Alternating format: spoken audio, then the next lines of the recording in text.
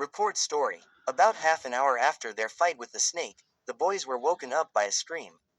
Both Sanji and Zoro were up in an instant, racing off in the direction the soul had come from. A short distance away, a young man who Zoro decided must have been their guides, was pinned against the floor by a beast that vaguely resembles a saber-toothed tiger. I thought they were extinct.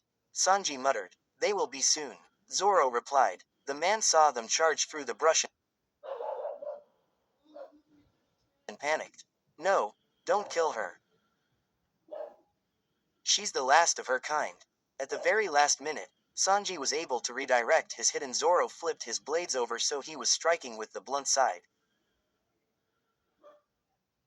The beast was flung into a nearby tree and went scampering off. Sanji landed gracefully while Zoro sheathed his swords. Both men turned to the guide and stared down at him, offering a hand each. The man, knowing he would be making a grave mistake to pick one over the other, took them both and allowed himself to be lifted to his feet with unnatural ease. Thank you, he said, breathless. She must be hungry. She usually does not attack us rangers. Zoro turned away, uninterested. Sanji just brushed him off. Don't worry about it. Are you the one who's supposed to lead us out of this weird place? He asked. The man nodded, regaining his composure. Yeah. Follow me and I'll bring you back out. He turned and started to follow a faint trail back the way he had come. The boys had both been too careless to notice it, but they were seeing now that this place wasn't as wild as they thought. I've been instructed to ask you guys a few things, the man said as they continued. Please don't fight about the answer. Being caught in the middle of an exchange like that would probably kill me. Fair enough, Sanji said, glaring at Zoro. I won't be a problem. Zoro returned his gaze, but didn't raise his tone. Same here. The man waited a while before continuing. First off, it's pretty late, so the master would prefer it if you stayed in the village for the time being. If you wish to, however, you have been granted permission to take the grasslands through to the shanty town and share a room with your companions Usopp and Chopper. He left the two to make a decision. They both agreed to stay the night in the village, as neither of them could be bothered walking to a new town. Good. The second thing is, the game master wanted to know about the relationship between your captain and the navigator. Both boys tripped on a root in the path.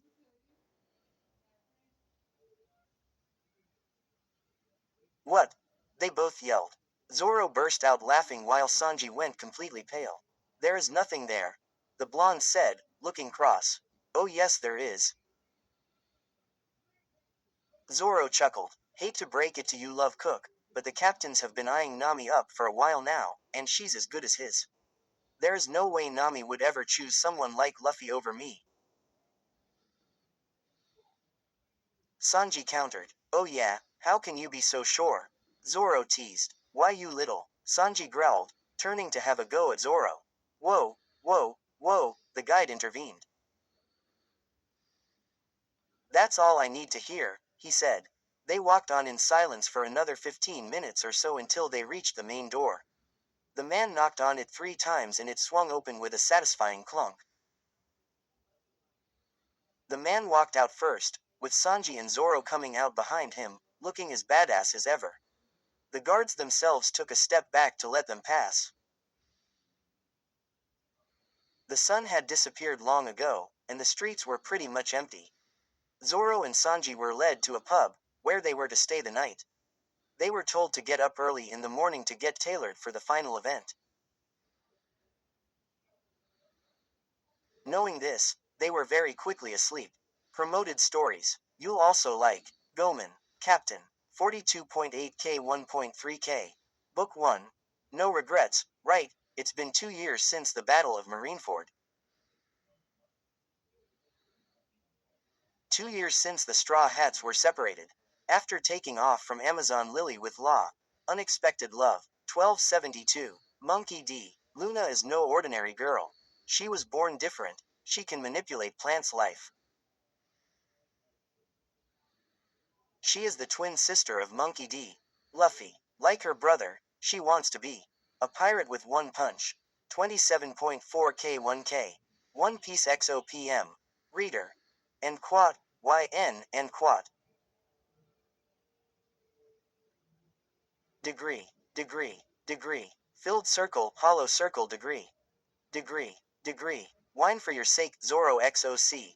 51.3K2K. The renowned bounty hunter Driscollgrove Juniper lived a life of luxury.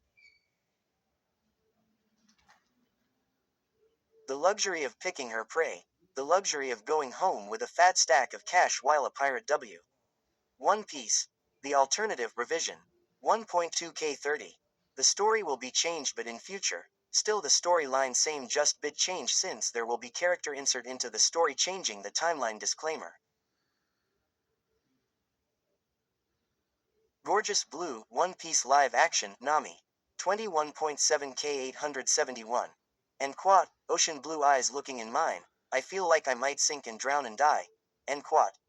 A simple girl, daughter of a pirate captain, meets the future and quat, king. 3D2YA One Piece Fanfic. 368K 6.2K. Luffy stumbles upon Nami by chance on a small island after the crew was separated at Sabayati Archipelago. The two decide to train together, but then comes the warm, weird. First up the next morning was none other than the game master himself. He didn't want to miss anything important, you see. Second was the boys, who were woken by the little girl and led along the road to the shanty town. Some time later, as the boys were nearing the town, Robin awoke and promptly got to work picking out her wardrobe. The game master switched the monitor off as she dressed. Second was Sanji, who woke early by habit, and he puffed around a bit before doing the same. Third was Nami, also from habit, who woke to the sight of her sleeping captain. Knowing they would be visited very soon to be dressed for the next event, she shook her captain awake as well. It was not an easy task, but soon enough, he was up. He grinned at her and then slid out of bed, pulling on his shoes, shirt and hat before pausing as Nami whispered something to him, nodding, and slipping out of the window. Nami wandered into the bathroom and out of the game master's sight as she washed her face and brushed her hair. Meanwhile, Chopper and Usopp began to stir. The game master watched all of this while sipping a steaming cup of coffee, making note of the crew's habits and schedules. Each crew functioned differently, and this depended on the class of the ship, the amount of crew members, and, ultimately, on the captain. He was very intrigued to see how they went in the third phase. The two fighters almost took out Angel, which meant that the two of them together would probably manage in the arena. Hell, even alone, it wasn't often that this occurred. The only question was the captain brains of brawn? In this stage, instinct was more important than brain power, but intelligence never hurts in a physical task. And if he was a fighter, did that mean he was stronger than the two men who followed him? The game master liked it when the crew had some mystery to them. It made things much more enjoyable to watch. Zoro and Sanji were still trailing behind the little girl as she entered the place they called Shanty Town. She didn't let them explore at all, rather she rushed them straight through to the center of the town where they entered a massive building that sported various stores. They passed right through all of them into a staircase, where they climbed 2 flights and pulled off onto a long corridor. At the end of that, they reached a door where they were met by an elderly man who welcomed them inside. He appeared to make clothing, and bits of fabric were strewn across the room. "Good evening, sirs," he said. "I will be your fitter today. Please come this way." Sanji and Zoro, who had no idea what's going on, followed him without question. The girl shut the door behind them and disappeared. "So," the man said, turning to them. "You two must be pretty confused." Sanji and Zoro nodded. "Well, here's the general idea usually, your task is simple. You are locked in the forest cell for a day and night. If you are deemed strong, you will be stuck with Angel for some of that time. You guys are a rare case, and in your scenario, your victory means you get to watch your captain's match. The final phase is something we locals worship. We don't get crews through here very often, and a lot of captains don't make it through the day one challenge, even though it was similar to what you two boys did before Angel was thrown into the mix. He paused here to let the information set in. Anyway, we locals all watch the final phase, and it is something we see as vastly important to life on this island. Everyone dresses the best they can, and it has become tradition to try and be the most beautiful, or handsome, at the event. These people get to sit with the game master during the next game. The crew of the captain are expected to dress up accordingly. Your brains team has made it through, and so it would appear your entire group will be watching your captain. What about Nami? Sanji asked, Solding concerned that she had not been mentioned. Your navigator will be there as well. The man confirmed. Anyway, I'm going to need you to be measured so I can fit you into suits, he said, shoving them forwards. He pushed Sanji into a small room containing a stool, a whiteboard, a mirror, and a man Zoro was, in turn, shoved into the next one, which was identical. The man shut the doors and waited for the two to be stripped down, measured, and sent back out. My, he muttered. What an interesting bunch. The game master will be pleased. Robin was up and dressed in an amazing, tight black dress before the boys were even awake. She did her hair and waited outside her room. Soon enough, Chopper stepped out, wearing a tiny suit that the staff had had to drop of especially for him. He trotted over and stood beside her. You look nice, Robin, he chirped. She smiled kindly at him. Thank you, Doctor. You as well. Chopper beamed and began ranting about how complimenting him would never make him happy. Usopp was out next, sporting a dressy shirt and black pants. Good morning, he said, grinning. Isn't this exciting? Robin nodded. Yes, indeed, she said. Good morning to you as well. Soon after, the guide appeared in the door, smiling politely at them and signaling for them to follow her out. They did exactly that, trailing her out the way they had entered and down into a kitchen which was packed with meticulously dressed guests. Help yourself to breakfast, the woman said, pointing to the buffet bar on the opposite wall. Meet me here when you're done. The three did as she asked, eating their fill of fancy food that would have wowed them if they didn't have Sanji as a full-time cook. Finally, they returned to the woman who was now standing with a man who looked to be a bodyguard. You three are considered VIP guests, she said. This man will take you up to sit with the game master, which is a massive honor. You will meet your navigator, cook, doctor and sniper up there.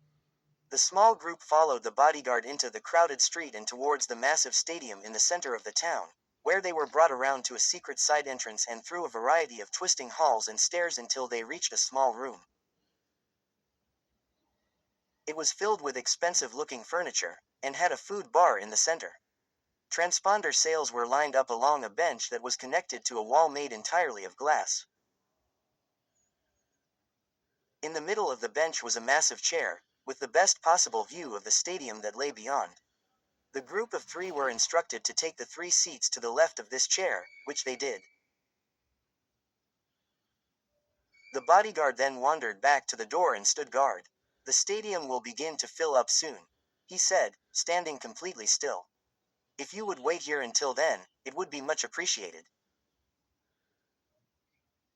After that, he faded into silence, leaving Robin, Usopp and Chopper to chat among themselves.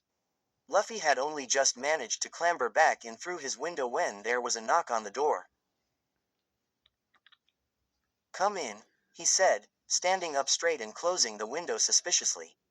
A man entered the room, shortly followed by another 4. Hello, sir, he said. Hi, Luffy replied, unsure of why they were there. Still, he grinned at them. He will be helping you get ready for your fight, he said. I'm fighting. Luffy exclaimed, ecstatic. Yes, that's right. The man replied. If you will follow me, I will take you to the equipment room. Luffy did exactly that, bypassing the kitchen and heading further down the corridor to a large room. You may choose one weapon from this room, the man stated. Luffy grinned and wandered around the room. It had everything from guns to swords to maces to spears. As he browsed, one thing caught the captain's eye. A large, spiked club was leaning against the wall, beckoning to him. He grabbed it and carried it over to the men. You chose the bludger, the man said, looking impressed. That is the game master's weapon of choice. I'm impressed you can pick it up. That thing weighs half a ton. At this, Luffy just shrugged. The man led him to the next room, which was full of mannequins. Some continued full body armor. Others had light equipment built for fast movement. All of them had one theme, black. These are your outfit choices, sir, the man said.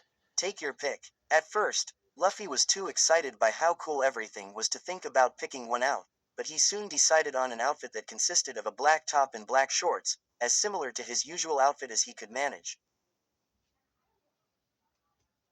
The third and final room was a changing room.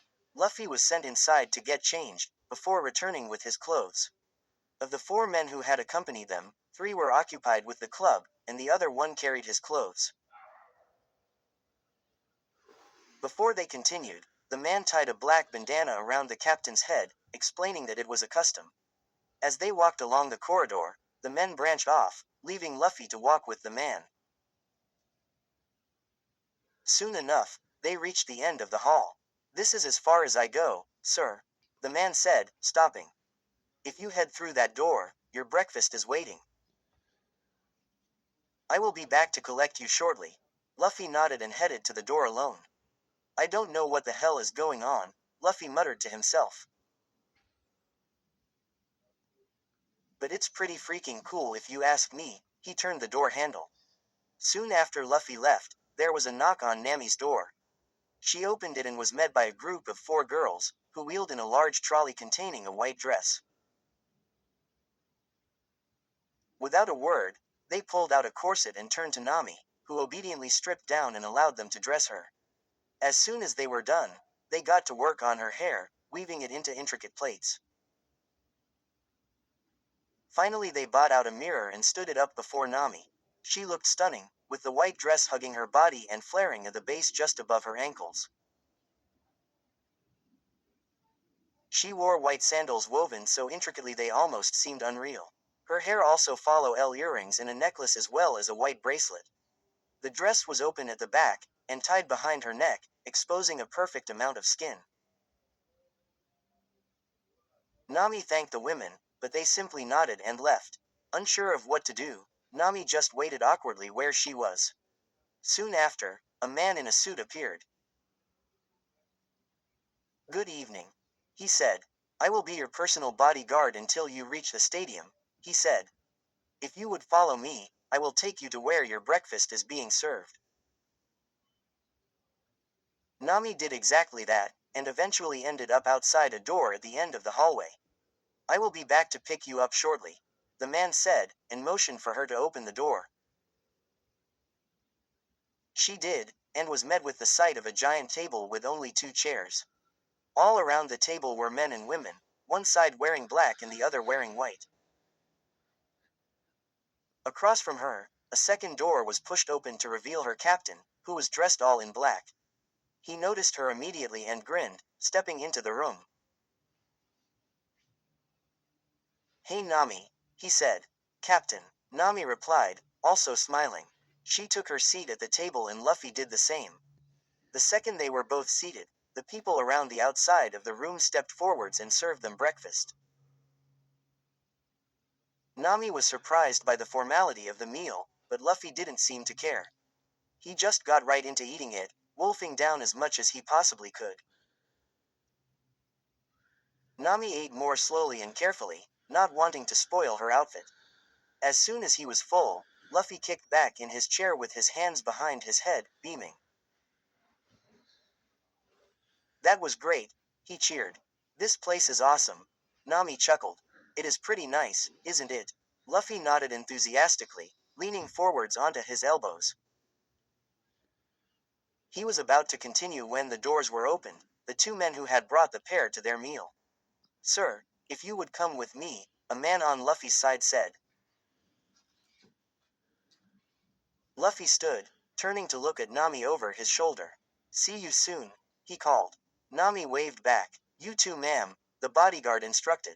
Nami nodded, standing and followed the man out of the room. He led her back down the corridor and out of the building. The stress was packed, but everybody moved out of her way as she approached. After about 5 minutes, they reached the stadium Nami had seen the day before. It was an impressive building, towering above them. As they walked around it, Nami noticed that they were going a different direction than the others on the streets.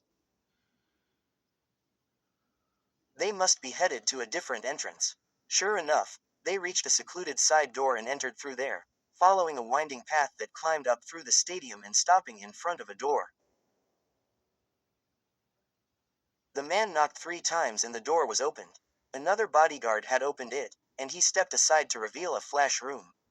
On the bench opposite her, Nami found the familiar faces of the Robin's group. Hey Nami, Chopper called. He was looking adorable as ever in a tiny suit. Hey, Robin called, waving. Usopp grinned at her. Welcome to the VIP lounge, he said. Nami was directed into the seat to the right of the massive one in the center, separated from the others. The man who had delivered her left the room, presumably to guard the door on the opposite side. Behind the glass walls, the stadium was filled with thousands of people, all dressed in the most amazing outfits.